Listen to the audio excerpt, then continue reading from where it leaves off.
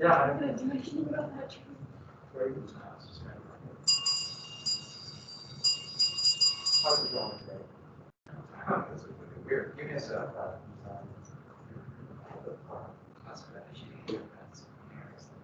I was going to say, it looks like you got it. My head's cold. My head is very cold. The short hair, but long. I might go here. Just take it off. Yeah. I don't like when they're touching my ears. I just want to get this quote. It costs too long. I actually don't think, I think it looks good, honestly. I'm not trying to like be like, oh, but it's not as bad as I think. That might be a way, right? That's what it is. Like, they think it's really bad. I don't think it's as bad. Not that bad. At least it's not great. Last time I went to those, they follow this stupid like printout card that I made when I was 13. I know. And they don't let me change it because I'm like, well, I don't really want that. Well, it says on the card. The card was 13. No, I still go for it. Emergency. I still go. I use anger. And I have to update, yes, and I do update the card every time. Because it always changes. Sometimes I like it longer. They get angry when I tell them no. That's They not what I want. usually does frustrate. Okay, let's go ahead and get started then. Usually does kind of frustrate. So the test is going to be 25 multiple choice. And there'll be 4 short IDs. And I'll explain because one's going to be a little bit longer than a normal short ID. And I talk about all those factors of the Industrial Revolution. And so the factors are like, hopefully you remember this, or it sounds familiar. You know, the War of 1812 started in Britain. The Transportation Revolution is probably the most important factor, but also textiles, interchangeable parts. Remember, that's the American system of industry. Coal and iron production because of the steam engine, the growth of capitalism, and then the new economy. And if you choose that one for the short IDs, hopefully that's in the beginning of those notes, you only have to put 2 of the factors down for the short ID. Just find 2 that relate, and that'll be good. And I'm going to give you a lot of choices for the short IDs, but you must answer free labor and slave, wage slavery. I'm sorry, wage slavery. And remember, those are 2 different philosophies, attitudes towards the new system of capitalism. Yeah. And because I want you to do 1 short ID on that one I want a little bit longer short ID. So you're normally in a short ID, you explain what it is, give an example. For this one, you got to do 2. So add a couple more sentences. Explain what free labor is and explain what wage slavery is. Give an example and then what it led to. So does that make sense? Just a little bit longer short ID. Okay. That's for free labor. You must answer that one. And don't forget, wage slavery, you know, people felt they were trapped in their job. They felt that the system was rigged. They felt left out. And a lot of them would become the first Democrats. Free labor, dynamic, great system. Capitalism is creating the system. They're creating all this opportunity. And that's a lot of what's going to happen with the wages. Yeah. And other choices, then you must choose one of these 2. Nullification or the bank war. I just have to give you 2 choices. Now, nullification is one. I think that's a better one to answer. There's what we call a hint. So also the bank war, which I'll go over today. Remember, nullification, I really covered in detail yesterday. Saying the lock-in, was that like the lock-in 5? They're like, don't accept it. Yeah, the state won't enforce a law because it's unconstitutional. Yeah. But remember, nullification is much more than that. Nullification war, that whole issue was, and if you don't have this down, you won't get you'll get a lot of credit taken away. Calhoun wanted the South to nullify the tariff, not just because he hated the tariff, but the big thing was to unify the South behind one issue, unify them, because then a unified South can defend slavery. You have to get that down. Nullification, they'll even call it the tariff war. The tariff was secondary to deflation, wow, to protecting slavery. And he said, okay, we have no industry to defend, we don't need a tariff, the money's all going to go to the North, but we must protect slavery. And so he wanted South Carolina to nullify the law, get the rest of the South to join, and if the federal government doesn't do anything, what is their big threat? If you try to make us enforce the law, we will do what? Secede. They're bullies. By the way, Jackson did stand them down. Jackson reacted harsh. Said, I'll hang you all. By all the eternal, the union will be preserved, and by all damnation, I'll hang them all. And he had the force bill, said, we'll enforce these laws, even though he was clever. He did a compromise tariff and used the Navy to collect the tariff off the shore, so there won't be a confrontation. It's very clever. Jackson's reputation of being this kind of impulsive, crude man is just simply not true. I'm not saying he wouldn't do impulsive and mean-spirited things. Who doesn't, except for us in here? But, and then he started that compromise tariff. Calhoun turned it down because he thought the whole South would unify in that Nashville Convention. But the rest of the South was like, Jackson means business. We don't want him mad at us. And it died. Clay got the compromise tariff. And the problem with that is nullification will be out. But then when the South wants to try to threaten to get what they want, their only option is secession. So Calhoun wanted to save the Union, he thought. But save the Union, the only way you could see the Union was with slavery. Bad man. What a great work of art. Aren't you impressed? Looks like it should be on my postcard. But I'm giving you this free because I care about you. I'm not that kind of person. And by the way, if you take a picture with sky, you need clouds. So I waited 4 days until clouds came. I just sat there. It just happened to be. Clouds give you that depth. See, I'm kind of this artistic guy. Okay, let me rephrase that. I have no artistic eye, just I luck out occasionally. I should be. Kind of doing both in here. And the Union shall be preserved. I love, this was done by the Union Army, Benjamin Butler. They put that in there. All right, South, you guys succeeded. We took them, when they took back New Orleans in 1862. New Orleans. And it's still there. So with that, when after the Civil War, when this kind of, it's called the Lost Cause and trying to defend secession, they tried to chisel this out, but they never did. I'm glad that remained. And if you get a chance, go to New Orleans. It's really cool. It's, wow. It's neat. Who's been there? Hop on a bus? This is a perfect time of year to travel. What's going on right now? It's a perfect time. And don't forget Indian removal. To Jackson's point of view, this was seen as democracy. This horrific procedure. The Indian Removal Act. But what state did they discover gold and therefore wanted the Cherokee out? And the Supreme Court ruled twice. Cherokee Nation versus Georgia and Worcester versus Georgia. And basically they said, remember I told you that term domestic dependent nation? And it basically meant that state law doesn't necessarily apply in the reservations because the tribes signed a what? Yeah, treaty. But Jackson didn't necessarily ignore it, but this was federal. And back then it was like, well, the states, it doesn't apply to states. That wouldn't be till the 14th Amendment. So people look back and say, Jackson defied the Supreme Court. No, that was very arguable then. Most people would have said, no, he's not. Didn't mean what he did was right. What was, and it was during Van Buren's administration, where the Cherokee were forcibly removed, and in the winter, because they tried one last effort to keep their land. What was that called? Where a third died when they were removed. I can't believe how many people will say that that happened when Andrew Jackson was president. He'd been out of office for 4 years. But I'm not saying not that he wouldn't have done it, but let's get to Jacksonian economics. So Jacksonian economics is this, remember I mentioned laissez-faire and Hamiltonian economics? This is an opposite to it, but it's not really a series of laws, rules, or policies. It's more of guidelines. It's going to take a long time. But the big element of Jacksonian economics is economics, how people make a living, their freedom and value in a workplace. That's political. Those are the rules. Government set the rules of how people are treated, how much money is worth. Government set those rules. And therefore, that's democracy. Because people are elected to make the rules. And that was one of the big things that when they created the United States, Madison argued, hey, we don't have to worry about poor people creating a party to demand stuff.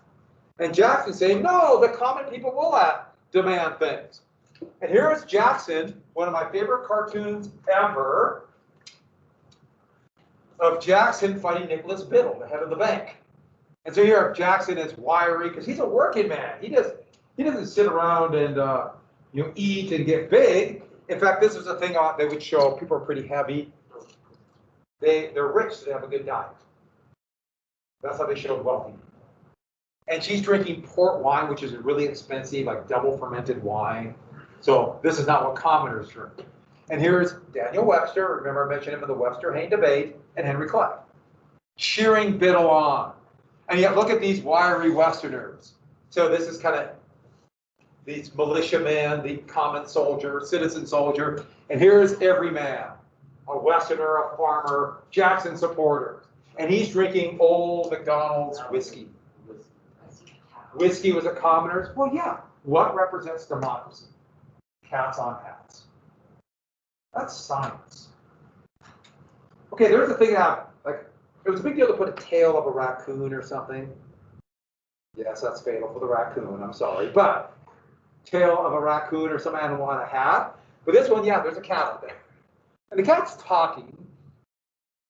Because cats used to be able to talk, and they're waiting. Cats are biding their time. Yes? Wait, so I thought Webster more supported Jackson than... No, he was a Whig. He was a Whig. He was a Whig. But on the tariff issue. Okay, that... And even though Jackson was against the tariff, it was just that issue about nullification. Okay. And so in fact, what's the food that represents democracy? Cheese. Cheese. So cats and cheese, right? And I love Van Buren back there. So he's fighting for us. And, he has time to get, kind of bulk out, but Jackson's working, so he's, every calorie is used. So these are the main things. First off, it's the basic theory of capitalism and monopolies. Now, when they fear capitalism, what I mean by that is, it's not that they necessarily fear the market or the machine, it's just that the capital is controlled by just a few people. And they really feared monopoly. And once again, I have to add, it's not like all of a sudden in 1830, there's just nothing but factories and a few owners. They could see it coming. And they knew what monopolies did. There were monopolies, smaller ones, like a monopoly of somebody owning the only ferry across the river. That's a monopoly. So they knew what monopolies were, but they feared the big ones. Next, Jackson was terrified of speculation and the debt that went along with it. Remember speculation? You buy something of low value, hoping that the demand will go up and the price will go up. And the allure of easy money, to make money without working, leads people to borrow money to go into to speculate. And banks make money off of interest. So they encourage this. So they wanted hard money. Hard money means no paper currency. They wanted to make sure that people bought only with specie. And I've mentioned specie before, but that's like gold or silver coin. So hard money, which is gold or silver. Not paper money, which was seen as more kind of illusionary, imaginary. And looking at this, rampant speculation leads to incredible problems, and so does debt. The problem is, just by going to specie, a terrible solution. This is a gut reaction by somebody who fears banks. Like I said, these are more guidelines. The rules either don't exist or aren't good rules. And we're all in this together. Jackson really pushed this idea that as a country, if some people are really poor, we'll all suffer. And they called it the common weal. And only government can protect the common weal. I know that looks weird. You probably heard like the common good or the commonwealth. The common weal means just of the people. The weal means of us. And it was used a lot more back at that time. And there's Jackson quotes about values, purpose, and destiny. We all have this shared destiny. But if some people are left behind and others break the system, For they benefit and others don't, using that rigged system, this elite rigging the system, then we'll all fail. Now, I got to be very clear. No, he's not clear. Nobody is how this would work. But this would be the roots, the beginnings of liberal economics. But there's no real policy. It is clear that those who were benefiting from capitalism saw it as this great, this great machine for growth, which there was a lot of growth. They were ahead in that. There will be a few presidents that would agree. Him and Van Buren, Lincoln was on this, even though he had, they still didn't quite see how to do it. You won't really see politics on this till the turn of the century. Like the populists, you probably heard of Teddy Roosevelt. Teddy Roosevelt would fit into this, in a way. Then Franklin Roosevelt. But there's no real policy. This is just like, we know this is true. How to do it, that's another story. And it's going to culminate in the bank war. Because to Jackson, this culminates the fight. And here we have Jackson's view.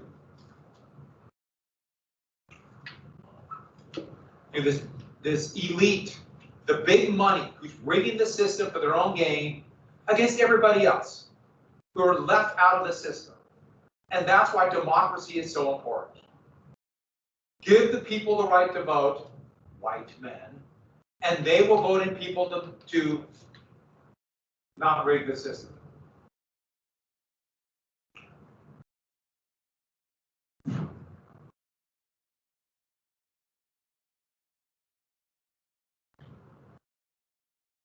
And that picture in the corner with the gray columns, this is called Republican or classical architecture. That's the first bank of the United States. That's the one that's across the street now from the White House. It's a private bank. And so with that, that's the fight. Who are the main combatants? Well, it's going to kind of personify around Jackson and Nicholas Biddle. Remember what I told you about pictures? How Biddle looks. But the head of the Bank of the United States. And Jackson's saying the bank has so much power. The bank's charter, not only do government tax revenues go into it, they issue the currency. And currency's paper money, sometimes you see it called soft money. So they can control the money supply. And they can create, remember those terms, inflation and deflation? They can create that anytime they want. And what Jackson says, with this kind of power in the hands of private individuals who aren't accountable to the people, they can do it for their own personal gain. In fact, they're not elected. Concentration of power in unelected people. In fact, the owners of this bank, of this first corporation, the stockholders, that's Biddle's #1 responsibility. To make sure they make money. The problem is, couldn't he do policies to get them money and hurt the rest of the country? Now, of course, the bank supporters said he would never do this.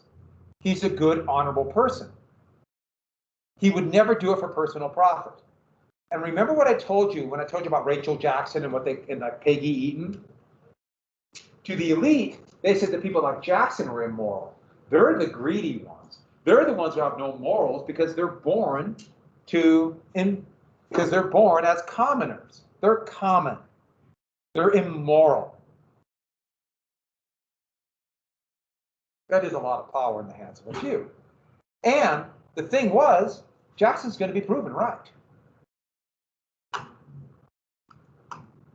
So in the election of 1832, Henry Clay, right, we've talked about Clay many times. He is going to run for president, and he thinks the bank will be an issue. He'll run against the incumbent, Andrew Jackson. Now, the bank rechartering bill to get another 20 years was going to come due in 1836, but Clay pushed it through the House and the Senate. He had lots of allies as an election issue, thinking if Jackson talks all this stuff about the bank and yet doesn't veto it, he'll look like a hypocrite. Remember the tariff of abominations? Kind of the same thing.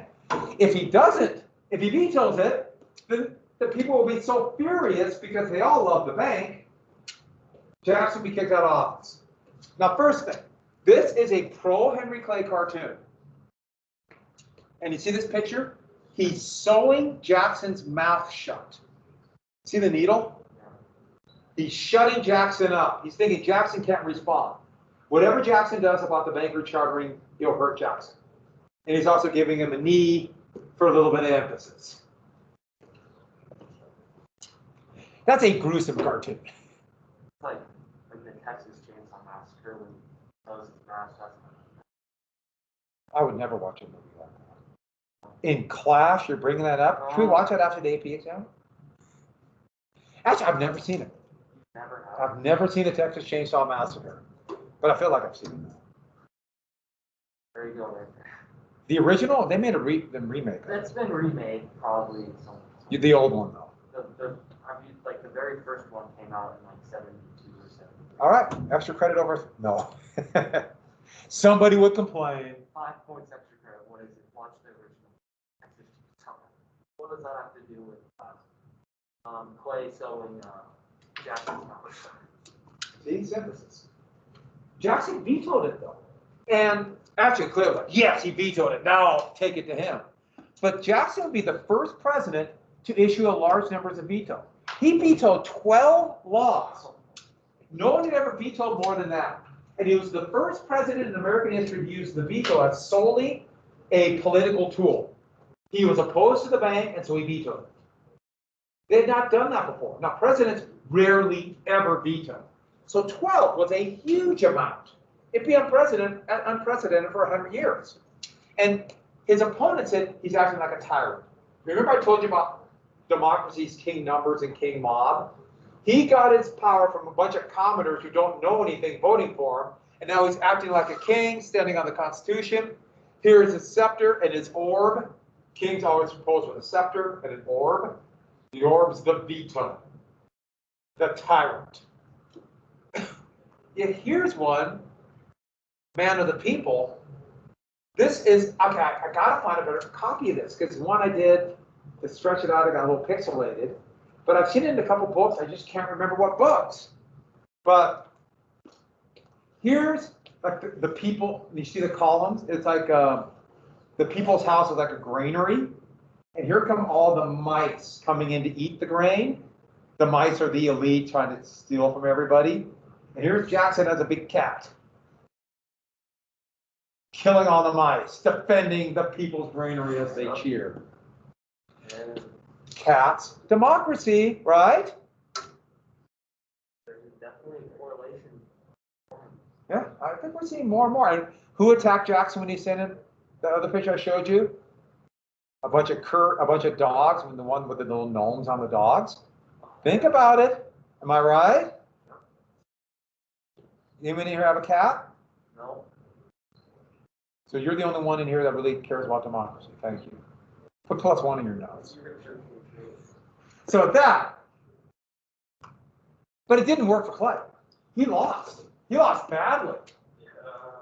This is what we'll call by the end of the century a landslide. A massive defeat. And there's no set piece what a landslide is. But this is a major defeat. And one thing about it real fast, remember I mentioned the anti-Mason party, the first political conventions? They actually won the electors of Vermont. But third parties never really make it, they'd be rolled into the Whigs. Oh, okay, that's the word. Most of them. And see Floyd, he was a congressman from South Carolina. This is also right during the nullification crisis. So he was a pro-nullifier. And so South Carolina just voted for him. South Carolina's going to do this a lot. They're South Carolina. They always make jokes about Florida, but South Carolina really not. The joke about South Carolina at that time was too small for a country, too big for an insane asylum. So that was the joke for the 1840s and 50s. Jackson saw this, hey, the people voted for me, let's get rid of the bank. And especially, he's going to be proven right about the bank in a lot of ways. The problem is he really didn't have a solution because the banks control the money supply. And this was a real problem when the bank disappeared in 1812, right at the edge of war. But still, he's going to destroy the bank.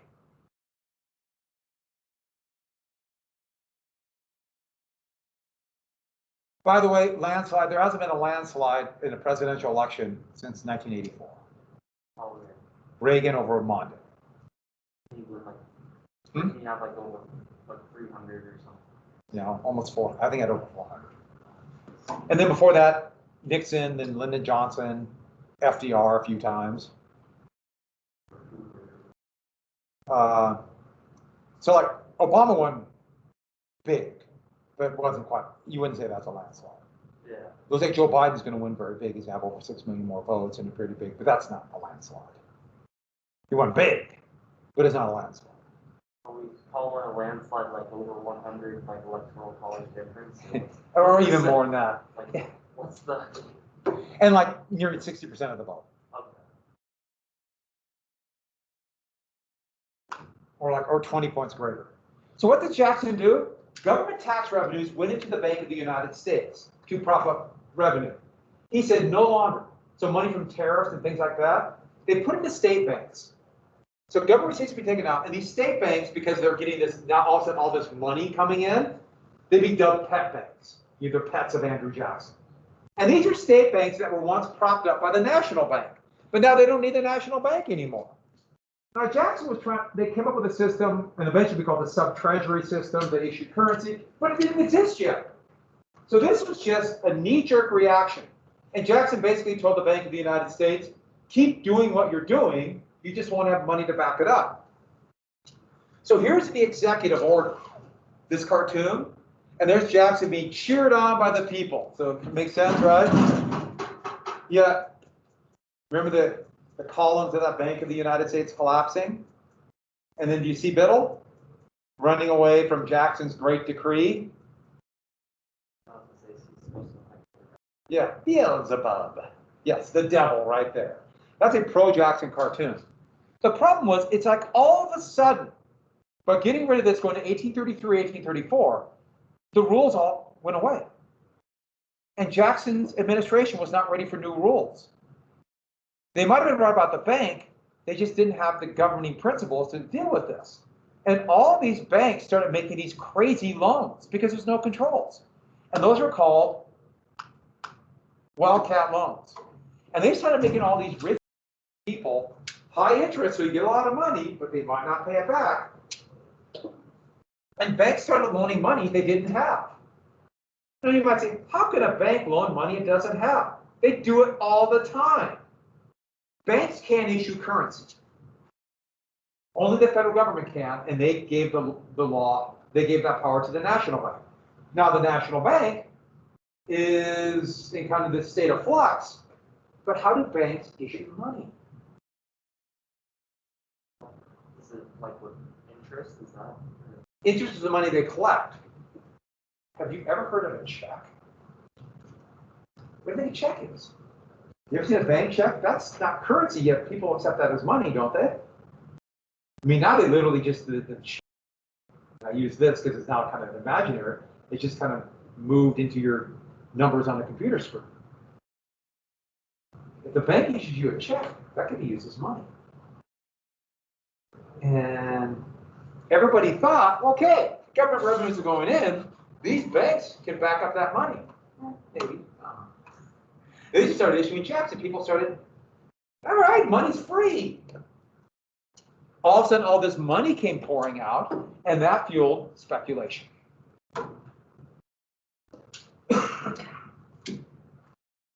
Drink. Breathe into the mouth.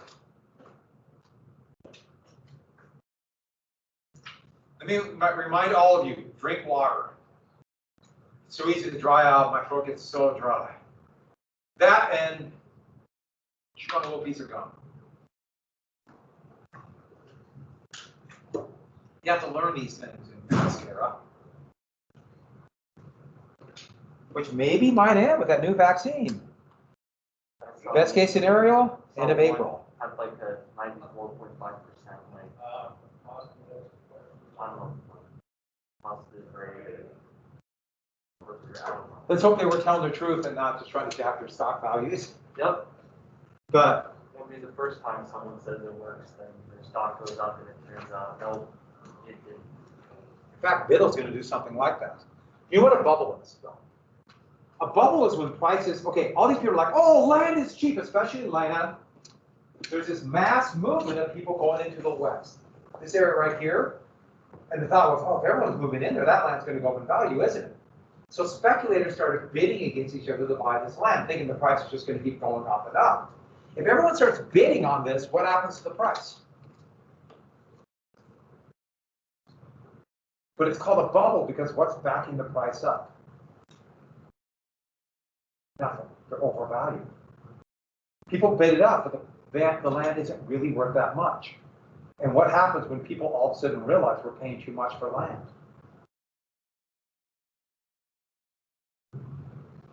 The bubble pops. Prices tumble. And what's happening is they're creating a bubble. Now, when a bubble's going on and prices are going up, everyone thinks we're getting rich and rich and rich and rich. The problem is it can end like that. We have very much a bubble economy now. In your lifetime, 2005, 2006, 2007, there was a massive, unprecedented real estate bubble in the US. And when it popped, it brought down almost the entire world's economy. Isn't that exciting? You got to live through that. But now we have another recession and a bubble seems to be starting. You're so lucky. In the late 1990s, there was one on internet stock, a tech bubble. It wasn't quite as big as the real estate one, but there was a big recession in 2001. So with that, at the same time, Biddle, furious, he's going to respond. All right, you're going to try to destroy the bank? We'll use the bank to destroy you. And here's a cartoon of Biddle doing it. And I'm not really sure of the whole thing, but here's Clay, Webster, William Henry Harrison. Remember Old Tippecanoe? Mm-hmm. Here's Biddle, and they're forcing the bank to puke up specie, gold coin. Just a little bit of a gruesome, another one, a pleasant cartoon. And here's Jackson mocking. I'm not really sure what the goal of the cartoon is. I just thought the puking up coins was something I had to show you. Comedy gold. And so he's going to take money out of circulation. Did you say vomiting gold? Comedy gold. Oh, comedy gold. Very good. See what I did there? Yes. And I like it. And take money out of circulation. So he's supposed to keep issuing money. He said, I can't do it. No money. And all of a sudden, the amount of money that banks had, actual paper money, disappeared. Yeah, they're still issuing checks, but the paper money. And that would create deflation. Prices drop with deflation. If prices drop, you set this underlying situation where people have trouble paying back their debts because they don't make as much money as they thought they were going to. And what is he saying? Need a bank now? He's trying to prove how important the bank is. He's trying to show that you need the bank, you need me. Isn't he doing exactly what Jackson said he would do?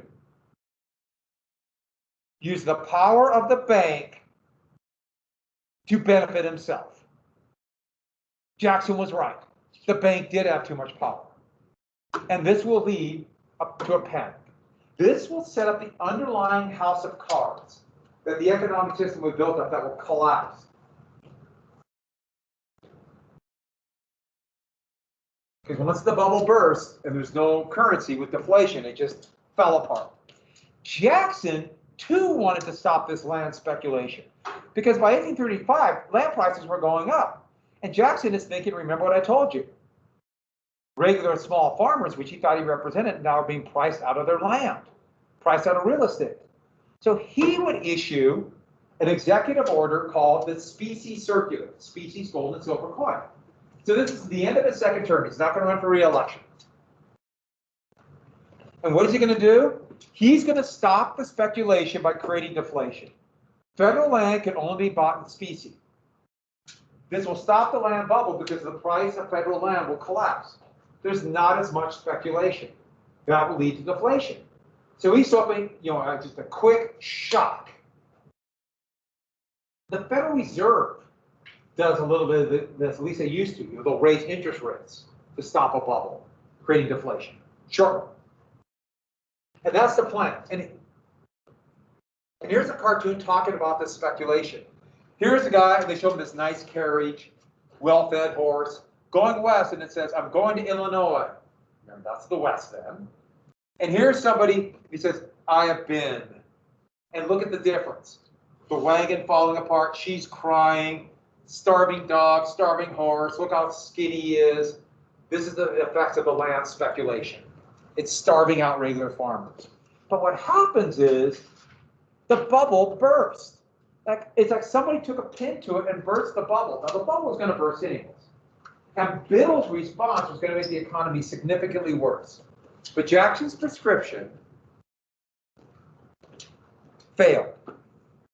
Once again, overall, it's not a horrible idea, but when put into practice with the tools he used did not work.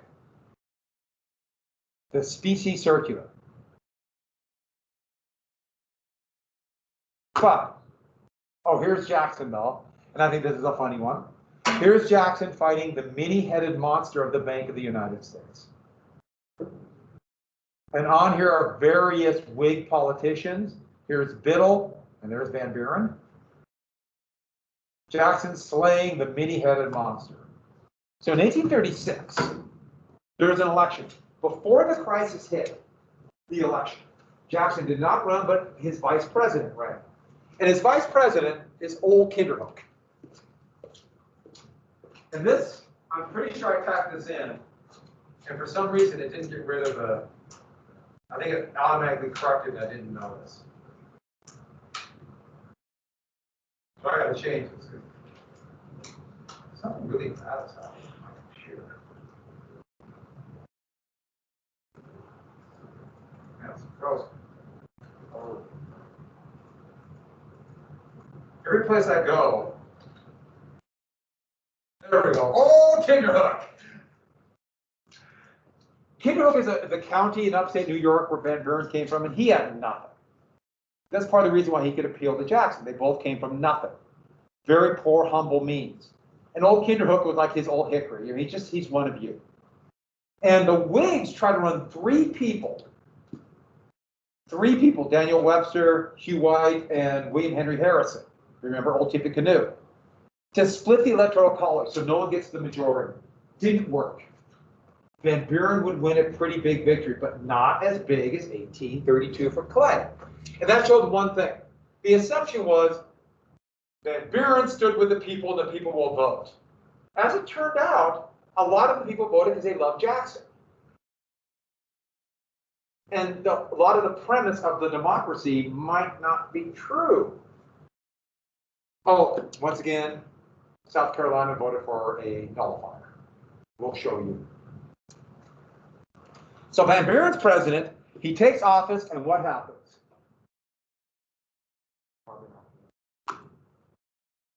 Oh, here's the ballot. Remember I told you, so I love this one. Van Buren, I like Van Buren, and another one for Johnson. And it says, going in whole hog. I just think that's really funny. So, what happened? The worst economic catastrophe to hit the world of the capitalist era. Up to that time. Good news, there'll be more of them. And panics are going to be endemic with capitalism. But, first off, the main issue, speculation, not only in land, but also in the new wonder technology of railroads. People are investing more in railroads than what the market could bear. This is going to happen a lot. Like the Great Depression, a lot of that was speculation in electronics and automobiles. And then when everything tumbled, prices dropped, people couldn't pay back their debt, so you have bank failures. And without a doubt, Biddle's response made this so much worse, and then Jackson kind of tumbled into it. Depression, there's no set definition of what a depression is, but what it means is long-term unemployment and business failures. Nobody likes to call anything a depression because we happen to have something called the Great Depression one time. and nobody wants to compare. But from end of 2008 through 2012, the United States was undoubtedly in a depression. And Van Buren's going to get blamed. Witty, huh? Van Ruin's depression. And the thing was, Van Buren had no idea what to do. Nobody knew what to do. You thought, okay, well, it was just the market will establish or just kind of readjust. The problem with a depression like this is a new economy. More and more people are having wage work. And if nobody's buying anything, what are companies going to do to their employees? Lay them off, exactly. This had never happened before. This had never happened before. All of a sudden, large numbers of people, there's no jobs. They can't work. And what do? They start and go into bankruptcy. You can see it right here. This is a picture trying to show the panic, and it shows a starving family. You notice the plate is empty. They scraped all the meat off the bones. And here comes somebody from the bank to take their home away. And it says specie clause. So this is blaming the Specie Circular. Its clause are in it. But it's much more complex than this. And this is going to happen again and again and again and again and again. The economy will start doing better. There'll be a speculative bubble. It'll pop, financial panic, depression. It'll start getting better, then it happen again. And that's the cycle we're in now, right now. And so, that's actually a pretty good cartoon. See, it says, that's eviction for rent, not paying their rent. It's happening now. Unemployment's going up again. In fact, just really bad economic numbers came out this morning. So here's one mocking Jackson. It's, glory, and this is Jackson's world, and what is it? Unemployment, people lined up. This is for debt, lined up at the bank. The balloon going down. Let me show you one thing real quick for the bell rings. See that cartoon? It's another anti-Jackson cartoon. They draw him as a jackass. This is like all the little banks and workers, like chicks, and he's just stopping them, out of control. So Jackson destroyed the economy. Here comes Biddle, trying to protect the flock, but he's too late. And Biddle doesn't have a prayer, because here comes Van Buren as the fox. And Democrats, so there's a bunch of cartoons that call him Democrats, Jackson the jackass. And the Democrats are going to take ownership of that. We're not jackasses. We're hardworking commoners, work animals. We're donkeys. And so this cartoon and those like it, that's where the symbol for the Democrats of the donkey came from. Where the Democrats kind of took what's meant to be an insult, took it as a compliment. 1864, that's when the Republicans did the elephant, and I'll show you that cartoon then. Any questions on the test? No. So those of you in the viewing audience, you have to log in. 4 a.m. 4. I was 5. This is a big test. It's a big test. So just a few minutes before, what time? 11:13 to 11:10. All right, enjoy your lunch. Have your computers, it's online. Everyone home, you gotta have your camera. You don't have your camera, I'll make you do it in the parking lot. Hey, something really bad is happening.